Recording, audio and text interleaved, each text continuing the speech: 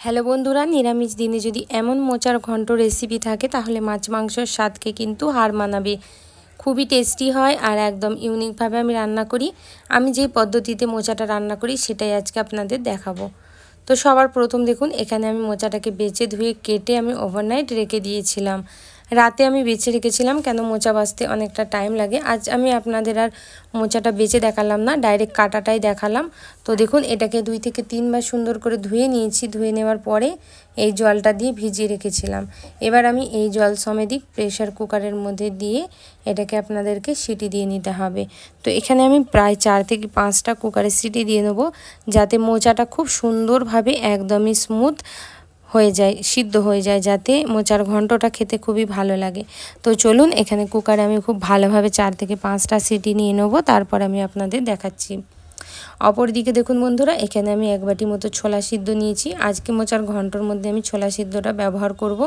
এটা কিন্তু দিলে খুবই ভালো লাগে। রাতে যখন মোচাটা আপনারা বেছে নেবেন তখন ছোলাটাও কিন্তু ভিজিয়ে রাখবেন, দিয়ে ছোলাটাকে আপনারা একটুখানি হালকা করে সিদ্ধ করে নেবেন। এবার একটা স্পেশাল মশলা তৈরি করব, সেজন্য এখানে নিয়েছি 1 চামচ পরিমাণ জিরে, 2 ইঞ্চি আদার টুকরো, সাথে এখানে 3টে বড় সাইজের টমেটো নিয়ে নিয়েছি। এগুলোকে সবই মিক্সিং জারের মধ্যে দিয়ে খুব সুন্দরভাবে গ্রাইন্ড করে নিতে হবে। তো চলুন, মশলাটা গ্রাইন্ড করে নিয়ে তারপরে আমি আপনাদেরকে দেখিয়ে দিচ্ছি। এই মশলার মধ্যে কোনো রকম জল দেবো না, যেহেতু টমেটোর আছে। টমেটোর থাকলে কোনো রকম জল ব্যবহার না করলেই চলে। তো সুন্দরভাবে পেস্ট হয়ে গেছে, এটা সাইডে রেখে সরাসরি চলে যাচ্ছি তৈরি করার প্রসেসে। একটা কড়াইয়ের মধ্যে গরম করে নিয়েছি, দিয়ে দেবো সরিষার তেল। তেলটার পরিমাণ একটু বেশি দিতে হবে, যেহেতু এটা মাংস কষার মতো রেসিপিটা, আর খেতে কিন্তু অসাধারণ হয় বন্ধুরা। এইভাবে যদি আপনারা না তৈরি করে থাকেন অবশ্যই তৈরি করবেন। তেলের পরিমাণটা আপনাদের যদি বেশি লাগে আপনারা অবশ্যই এখানে কমিয়ে নিতে পারেন। দিয়ে এর মধ্যে দিয়ে দেবো কুচি করে রাখা 2টো আলু। 2টো একটু মিডিয়াম সাইজের আলুকে ছোটো ছোটো টুকরো করে কেটে নিয়েছি। সাথে এবার আলুর মধ্যে দিয়ে দেবো কিছুটা পরিমাণ নুন, দিয়ে এটাকে হাই ফ্লেমে কিন্তু আমি ভাজা করব। যতক্ষণ না আলুর কালারটা একটু হালকা চেঞ্জ হয়ে যাচ্ছে না, ততক্ষণ কিন্তু আলুটাকে ভাজতে হবে। আলুটা ভেজে যখন দেখবেন কালারটা ঠিক এইরকম হালকা চেঞ্জ হয়ে আসবে, তখনই কিন্তু এর মধ্যে এবার এক এক করে মশলা দেওয়া শুরু করব। সবার প্রথমে দিয়ে দেবো আমি গোটা 2টো তেজপাতা, সাথে দিয়ে দেবো 1/2 চামচ পরিমাণে গোটা জিরে ফোড়নে, আর তার সাথে দিয়ে দেবো শুকনো লঙ্কা।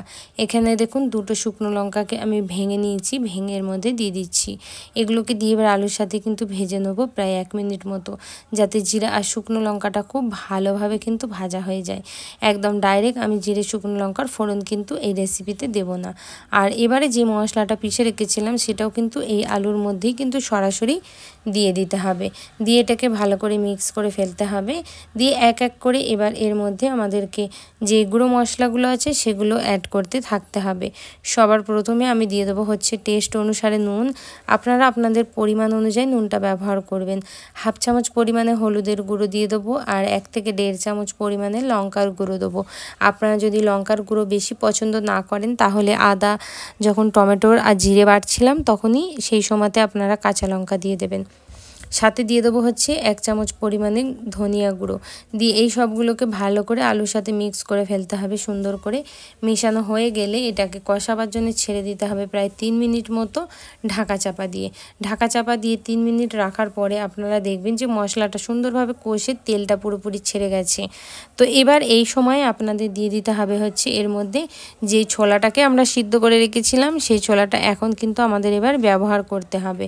তো ছোলাটা এখানে দিয়ে দিচ্ছি পুরোটা। ছোলাটা দেওয়ার পরে এবার এটাকে মিশিয়ে নিতে হবে সুন্দর করে মশলার সাথে, আর প্রায় 1 মিনিট মতো এইভাবে আপনাদেরকে ছোলার সাথে মশলাটাকে কষিয়ে নিতে হবে। সুন্দর করে ছোলার সাথে মশলাটা কষানো হয়ে গেলে যে মোচাটাকে আমরা সিদ্ধ করে রেখেছি আগে থেকে কুকারে দিয়ে, সেই মোচাটা কিন্তু এবার এর মধ্যে জলটা ঝরিয়ে ছেঁকে নিয়ে আপনাদের দিতে হবে।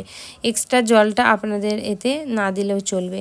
তো এখানে চলুন মোচাটাকে ছেঁকে নিয়ে নিচ্ছি খুব ভালোভাবে। এইভাবে যদি আপনারা কোনোদিন মোচার ঘন্ট না তৈরি করে থাকেন অবশ্যই তৈরি করবেন। ভালো লাগলে অবশ্যই একটা লাইক করে দেবেন, চ্যানেলটা সাবস্ক্রাইব করবেন। ফেসবুক পেজ থেকে দেখলে পেজটাকে অবশ্যই বন্ধুরা ফলো করে নেবেন এরকম নতুন নতুন রেসিপি দেখার জন্যে। মোচাটাকে দেখুন খুব ভালোভাবে আলুর মধ্যে মিক্স করে আমি হাফ গ্লাসেরও কম একটু জল দিয়ে দিচ্ছি হালকা পরিমাণে, যেহেতু এটাকে ঢেকে রেখে দেবো সেই জন্যে। এবার প্রায় এটাকে ঢাকা চাপা দিয়ে 5 থেকে 7 মিনিট লো মিডিয়াম ফ্লেমেই রেখে দিতে হবে।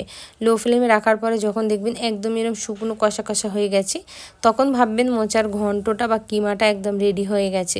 লাস্টে এর মধ্যে দিয়ে দিতে হবে সামান্য পরিমাণে গরম মশলার গুঁড়ি।